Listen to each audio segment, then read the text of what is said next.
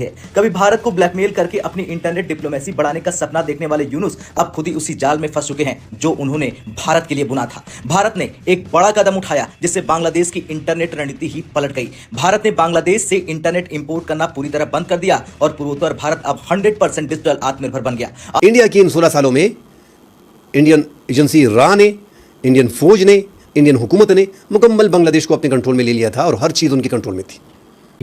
भारत के अंदर तलबली हो जाती है कि क्या कुछ बड़ा बांग्लादेश प्लान कर रहा है। हथियार पहले पाए गए वहां पर एयरपोर्ट के ऊपर, जिन्हें भारत में ट्रांसफर करना था, दिवाली पे आग लगानी थी। और यहीं पर सारा ट्विस्ट होता है कि जो कुछ हो रहा है बांग्लादेश के अंदर, क्या वो सच है? क्या कुछ बड़ी प्लानिंग की कोशिश की जा रही है? मोहम्मद यूनुस अपनी भिखारी हालत में जिस हिसाब से पाकिस्तान से अपने रिश्ते को बेहतर करना चाह रहे हैं, तो मुझे ऐसा लगता है कि कुत्ता कुत्ते के झुंड में ही रहना पसंद करता है और शेर शेर के झुंड में ही रहना पसंद करता है। अब इतनी मेहनत करके भारत ने 1971 में बंगबंधु शेख मुजीबुर रहमान को हेल्प करके, और because of Bharat, just because of Bharat, Bangladesh बन पाया। नहीं तो पाकिस्तान में बांग्लादेश बंगालियों को डिफेम किया जाता था, उनको नाटे नाटे, काले काले, मोटे मोटे कहा जाता। बांग्लादेश भी इसी रास्ते पर थे। भारत चाहता था कि बांग्लादेश के कॉकेसस बाजार में जो सबमरीन केबल लैंड करता है उसी से एक शाखा निकाली जाए जो भारत के नॉर्थ ईस्टर्न स्टेट तक लाया जाए, ताकि नॉर्थ ईस्ट को भी low latency high speed internet मिल सके। लेकिन तभी मोहम्मद यूनुस ने गेम पलटने की कोशिश की। उन्होंने इस प्रस्ताव को ठुकरा दिया और कह दिया कि अगर भारत को इस केबल से कनेक्ट कर दिया गया तो बांग्लादेश का रीजनल इंटरनेट हब बनने का सपना कमजोर हो जाएगा। जय हिंद दोस्तों, बांग्लादेश के अंदर जितनी भी जिहादी इस समय रिजीम है, आप इसी से अंदाजा लगा सकते हैं कि उन्होंने कहा कि भाई हम भारत के नॉर्थ ईस्ट को, जो अपने महासागर में से जो हमारी केबल जाती है उसमें से इंटरनेट नहीं देंगे। और इसके पीछे का रीज़न इन्होंने ये दिया कि ये जो है बांग्लादेश को रीजनल इंटरनेट का सुपर पावर बनने में ये चीज़ें अड़चन डाल रही हैं, रोक रही हैं, इसलिए हम भारत को इंटरनेट नहीं देंगे। जो मेनलैंड भारत है, मेनलैंड मतलब कि जो ये अपना सेंट्रल इंडिया है, यहाँ पे जो इंटरनेट है वो भारत खुद अपने ही महासागर से ही केबल आती है और वो भारत है। पर जो नॉर्थ ईस्ट के हमारे स्टेट है वो बांग्लादेश के महासागर से जो फाइबर जाती है उसमें से इंटरनेट लेते थे। लेकिन बांग्लादेश ने जैसे ही थोड़ा सा भी भारत को आंख दिखाने की कोशिश की, भारत ने इनका पूरा गेम ही पलट दिया। भारत ने कहा भाई आपको नहीं देना, आप मत दे। भारत खुद जो है अपने फाइबर्स पहुंचाएगा अपने नॉर्थ ईस्ट के स्टेट के पास, और खुद के इंटरनेट से अब हमारा नॉर्थ ईस्ट चलेगा। हम बांग्लादेश पे निर्भर नहीं रहेंगे। अब तक हम बांग्लादेश के फाइबर से इंटरनेट खरीद के तो नॉर्थ ईस्ट को हम प्रोवाइड करवाते थे, लेकिन अब ये हो चुका है जो मैं बात बता रहा हूँ। अब जो नॉर्थ ईस्ट में इंटरनेट चल रहा है वो भारत के ऑप्टिकल फाइबर से चल रहा है। आज से 10 दिन पहले बांग्लादेश से चलता था, और इसका जवाब अब भारत कैसे देगा? बांग्लादेश सोचेगा भी नहीं क्या होगा आगे। और अब वहाँ पे जो उनका बांग्लादेश का और उनका ये तकरीबन जो बॉर्डर बनता है वो 4096 किलोमीटर है, दुनिया का 5वां बड़ा बॉर्डर है। अब 15 साल बाद उनकी वहाँ पे मुनाफी है, जो वहाँ पे रात थी उसका खात्मा हो गया 2024 में, और उनकी नज़रें पाकिस्तान की तरफ है। मोहम्मद यूनुस वहाँ के केयर टेकर गवर्नमेंट के इंचार्ज हैं, चीफ एग्जीक्यूटिव हैं, और वहाँ पे तुलबा को रखा गया है। जमात इस्लामी पे जो पाबंदी थी उसको हटा दिया गया है। जो जुल्म सितम बर्बरियत जमात इस्लामी पे की गई थी उसको हटा के अवामी लीग को बैन कर दिया गया है, जो हसीना वाजिद की पार्टी थी। हसीना वाजिद की खोपड़ी में पाकिस्तान के हवाले से जो बोझ भरा था 1971 का, वो उसके दिमाग में था, वो उसके दिमाग से निकल नहीं रहा था। जो उसके वालिद मुजीबुर रहमान के साथ पाकिस्तान के अख्तिलाफात थे, चाहे जो भी थे, हमारी गलती थी, उनकी गलती थी। एक गलतफहमी की बिना पे दुश्मन मुल्क वहाँ पे जो भी होता है, इंडिया की बजाय इतना बड़ा मुल्क है, अगर कोई दूसरा छोटा मुल्क भी होता, क्योंकि अब देखें कि बांग्लादेश का और हमारा बॉर्डर तक नहीं लग रहा, बांग्लादेश का हमारा बॉर्डर अब तक लग नहीं रहा। हमसे अलहदा हुआ एक भाई, हमारा बॉर्डर उनसे नहीं लग रहा। तो जो भी मुल्क वहाँ पे होता हमसे अलहदा कर लेते थे। वो तकसीम का कुछ ऐसा इशू था, हमारा भाई है, हमसे अलहदा हुआ, 54 साल बाद फिर गले मिला है। अब पाकिस्तान के ताल्लुकात बड़े अच्छे हो गए, और वहाँ पे रा के खात्मे के बाद एक तो पाकिस्तान का डेलीगेशन वहाँ पे गया है, जो पाकिस्तान की आर्मी का डेलीगेशन है। लेफ्टिनेंट जनरल तबस्सुम हबीब जो है वो 6 अक्टूबर को 4 रोज़ा दौरे पर वहाँ पे गए हैं। उनके साथ फ़िज़ाइया के और बहरिया के जो वफूद हैं वो भी साथ गए हैं, और उनकी आला फ़ौजी हुक्काम और दिफाई हुक्काम से मुलाकातें उनकी हुई है।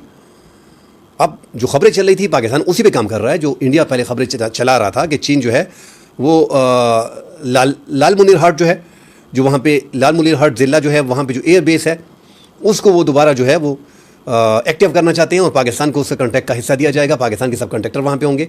तो पाकिस्तान के सिर्फ सब कॉन्ट्रैक्टर नहीं होंगे, पाकिस्तान भी पूरी तरह बांग्लादेश के साथ दिफाई मुआहदे करने जा रहा है। और अगर ये दिफाई मुआहदा हो जाता है, जिस तरह सऊदी अरब के साथ हुआ है कि किसी भी मुल्क पे हमला, पाकिस्तान पे हमला तस्वर होगा और बांग्लादेश पे हमला तस्वर होगा, फिर बड़ी मुश्किलात हो जाएंगी इंडिया के लिए। तो इंडिया नाज़रीन इस टाइम पे एक तो ये चीन ने हाल ही में जो लाल मुनीर हाट है इसका दौरा भी किया था, इस एयर बेस का। वहाँ पे भी उनको आग लगी थी कि यार चीन ये दौरा क्यों कर रहा है। एक तो 20 किलोमीटर ये इंडिया के बॉर्डर से दूर है, बड़ा मसला ये आ रहा है उनको। दरअसल ये वर्ल्ड वॉर 2 का है और इंडिया के बॉर्डर के बड़े करीब है, उनका चिकन निकवाम पे है। उनका जो इंडिया का चिकन नेक है वो तकरीबन 20-22 किलोमीटर का है, जो आसानी से 7 रियासतें जो हैं उसको कवर करता है। सिलीगुड़ी कॉरिडोर जो है उसके ज़रिए उसको कवर किया जाता है। और वो 7 रियासतें नाज़रीन, असम है, नागालैंड है, मणिपुर है, त्रिपुरा है, अरुणाचल प्रदेश है जहाँ पे इस टाइम पे फड्डा चल रहा है चाइना का इंडिया के साथ, मिज़ोरम है और मेघालय है। और मणिपुर में, असम में और नागालैंड में तो पहले से ही वहाँ पे जिहादी तंजीमें जो हैं वो अलहदगी पसंद तंजीमें जो हैं वो लगी हुई हैं। और उन्होंने ही बांग्लादेश में जब हसीना वाजिद की हुकूमत थी तो उन्होंने अपने ही इस बार्डर को और इंडिया के साथ जो बार्डर था उस पे इन तंजीमों के खिलाफ कार्रवाई की थी और बड़ी तबाही मचा दी थी। आज भी याद है, जो लोग इतिहास पढ़ते हैं या पुराने पन्नों को उठाते हैं उनको आज भी याद होगा कि 1971 में 3 लाख से ऊपर वॉर बेबीज पैदा हुए थे।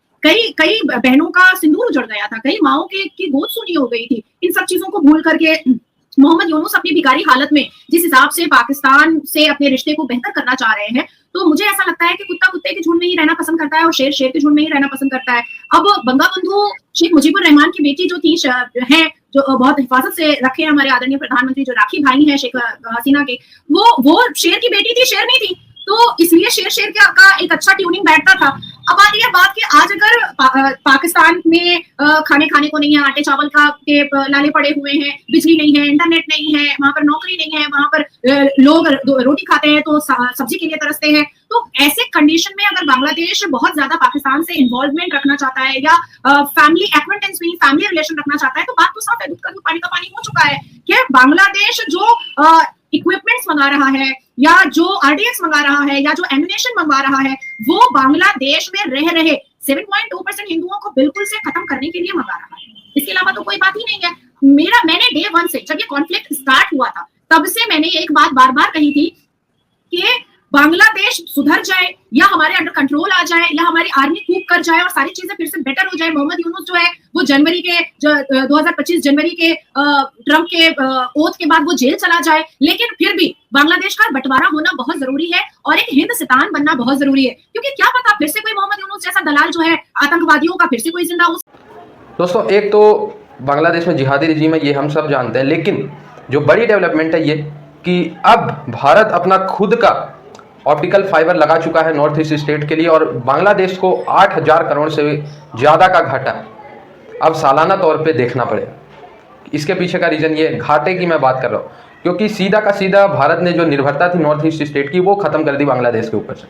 हालांकि इंटरनेट की दुनिया में एक देश दूसरे पे निर्भर रहते हैं, बहुत सारे देश हैं, लगभग दुनिया के 85% से ज़्यादा देश एक देश दूसरे देश पे निर्भर है इंटरनेट के लिए। केबल्स कहीं से नज़दीक पड़ जाती है तो वो देश का वो पार्ट किसी दूसरे देश से इंटरनेट खरीद लेता है, पर बांग्लादेशी जिहादी आंख दिखाना शुरू कर दिया इन्होंने और भारत ने फिर मुंह तोड़ जवाब दिया। तो भारत जो अब यहाँ इनको सब्सिडी दे के चावल भेज रहा है, बिजली दे रहा है, भारत को भी सोचना पड़ेगा कि भारत कब तक देगा। नरेंद्र मोदी जी की गवर्नमेंट को ये क्लियर कट बात हो जाना चाहिए कि बांग्लादेश अब दुश्मन है, बस ट्रीट लाइक ए एनिमी। दिक्कत तब होती है जब आप दुश्मन को दोस्त की तरह मान के चलते हैं और वो आपको पीछे से पिंच कर रहा होता है।